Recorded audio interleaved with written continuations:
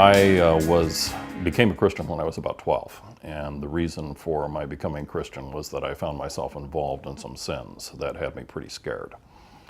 From the time I was 12 until I had a serious accident at 17, I found my faith to waver in significant ways. I knew that I wanted to be committed to God, but I found the commitment difficult. And at 17, had an accident. I fell over 50 feet off a rope and broke my back. And interestingly enough, from the moment that happened, I had a sense of God's love for me. That in the very accident, He was showing me His kindness and care. And I spent 6 months in the hospital at that point, and when I came out, had this deep, deep sense that whatever happened to me was part of God's will for me. And so when I would take a spill, for instance, I would find myself thinking about how do I get up from the ground in such a way that will most show to people that I consider even that to be part of God's love to me. When I went to college, I had lots of students who were interested in spending a lot of time with me because they could see that I had hurt in various ways. What struck me right near the end of my college career was that if I was to be useful to the Lord, I needed to learn to think much more carefully and much more precisely. And at the time, I had met quite a well-known Christian, Elton Trueblood, who could speak for an hour at a time without any notes in his hands, without breaking a sentence.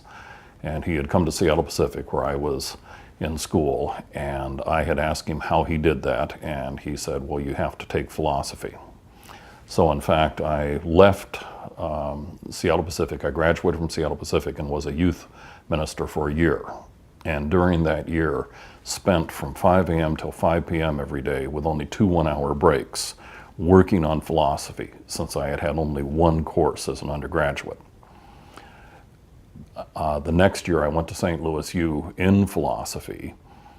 After a couple of years there, took a couple years off to pastor at a small church in Indiana, where in fact my wife came, was converted, and then became my wife, and then went back to the University of Pennsylvania to finish up my graduate work.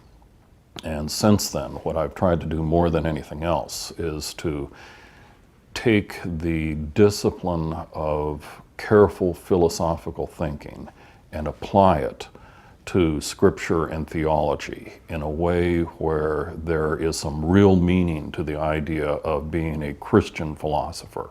I think being a Christian philosopher means that first and foremostly, you are a Christian who is committed to the absolute truthfulness of the Scriptures, and then you think theologically in such a way that affects the way you do philosophy. You do not do philosophy as a separate discipline.